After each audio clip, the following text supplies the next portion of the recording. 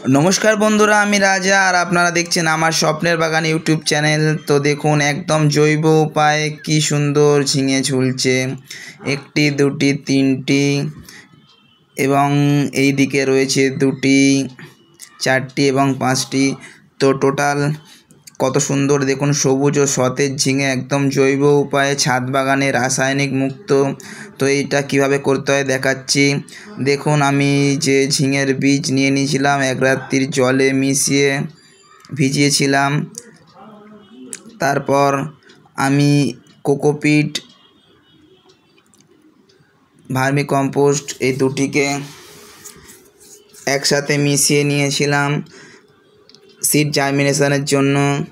तो एक रात्रिर भेजानोर पर आमी जल थेके एटा बार करे निয়েছি दानागुलो एवं कोकोपिट एवं भार्मी कम्पोस्ट मिश्रित माटिके आमी एकटी ग्लासेर मध्य ग्लास फुटो करे तार मध्य मिडिया देওয়ার परे तलार दिके जेटा छुचालो मुखटा नीचेर दिके दिएछिलाम एवं तार उपरे ओई मिडियाटा हालका करे दिए दिएछिलाम एवं तारपर एकटी छावा जायगाय आमी जल दिए हालका करे भिजिए माटिटा एवं रेखे दिएछिलाम एवं दो तीन दिन पर देखुन गाछ उठे गिएछिलो। देखुन एकदम तलाय गोड़ा चले एसेছে एवं भार्मी कम्पोस्ट एवं कोकोपिटेर बलटाके निये एकटी छोटो 3 इंची टबेर मध्य बसिए दिएछिलाम तलाय माटी दिए एवं साइड दिए माटी दिए एवं एकटी खुঁটি दिए सापोर्ट दिए तार उपरे जल दिए दिएछिलाम।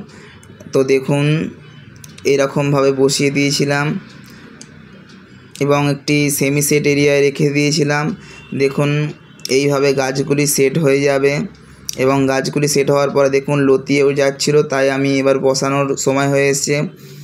এ দেখুন 20 লিটারের বালতিতে ফুটো করে নিয়েছি রঙের বালতিগুলোকে এবং তার উপর আমি এই যে টপ ভাঙা দিয়ে দিয়েছিলাম এবং তার উপরে স্টোন চিপের একটি লেয়ার করে দিয়েছিলাম এবং বালি তার উপরে একটি লেয়ার করেছিলাম ওয়েল ড্রেনেজের জন্য যাতে বর্ষাকালে জল না জমে যায়। আর এই দেখুন আমার ঘরে যে সবজির কম্পোস্ট তৈরি করেছিলাম সেটি আমি তলায় এক লেয়ার করে দিয়েছিলাম এবং তার উপরে আমি হাড়ের গুঁড়ো, শিংকুচি, নিমখোল, সরষের খোল, মাইক্রোনিউট্রিয়েন্ট, বায়ো পটাশ এবং ট্রাইকোডার্মা ভিরিডি দিয়ে আমি তলায় সব কিছু দিয়েছিলাম। যেহেতু আমার মাটি প্রস্তুত ছিল না এবং বর্ষাকালে আমার একটু এঁটেলো মাটি ছিল, বালি দিয়েছিলাম, তারপরেও বর্ষাকালে আমি মাটি তৈরি করতে পারিনি, তাই আমি এটি তলায় দিয়েছিলাম। কম্পোস্ট হয়ে পরে গাছ এটি নিয়ে নেবে এবং পরবর্তীকালে আমি যে মাটিটি কিছু পরিমাণ ছিল সেটি দিয়ে আমি গাছ তৈরি করেছিলাম। তো সেই মাটিটি দেখাবো, রোদ্দুরে শুকিয়ে নিয়েছিলাম। দেখুন এই মাটিটি একটু দানা দানা রয়েছে এবং গুঁড়ো গুঁড়ো রয়েছে, এরকম মাটি আপনারা তৈরি করবেন। এর সাথে আপনারা ভার্মি কম্পোস্ট অথবা গোবর সার অথবা পাতা পচা সার অথবা আপনারা ঘরে সবজি যে খোসা সার তৈরি করেন সেটিও দিতে পারেন। তো সবগুলোকে আমি মিশিয়ে রেখে দিয়েছিলাম এবং রোদ্দুর খাওয়ানোর পরে তো আমি মিক্সারগুলো তলায় দিয়েছি এই জন্যই। আর দেখুন গাছগুলি আরও বড় হয়ে গেছে, কত লম্বা লম্বা হয়ে গেছে। তো গাছগুলোই বসিয়ে দিয়েছি দেখুন এবং বসানোর পরে দেখুন কতটা বড় হয়ে গেছে, একদম উপরের দিকে চলে যাচ্ছে, তাই আমি বেঁধে দিয়েছি দেখুন খুঁটি দিয়ে এবং বেঁধে দিয়ে আমি উপরের দিকে বাইতে দিয়ে দিয়েছি দড়ি দিয়ে। তো আমি কিছুদিন পরে সর্ষের খোল জল দিয়েছি প্রতি সপ্তাহে অন্তত আপনারা 15 দিন অন্তর অন্তরও দিতে পারেন অথবা প্রতি সপ্তাহে দিতে পারেন। দিলে খুব তাড়াতাড়ি গাছ বাড়ে এবং যেহেতু সবজি আমাদের 2 থেকে 3 মাসের মধ্যেই রেডি হয়ে যায়, তাই দেখুন গাছগুলি সর্ষের খোল দেওয়ার পরে কত বড় হয়ে গেছে এবং এই যে মাথাটা কেটে দিচ্ছি এর ফলে অজস্র 2G 3G ব্রাঞ্চ আসবে এবং ফুল আসবে। দেখুন এই যে ফুল, এটা হচ্ছে পুরুষ ফুল। তো পুরুষ ফুলের এইটা ছিঁড়ে নিয়ে এটাকে আমরা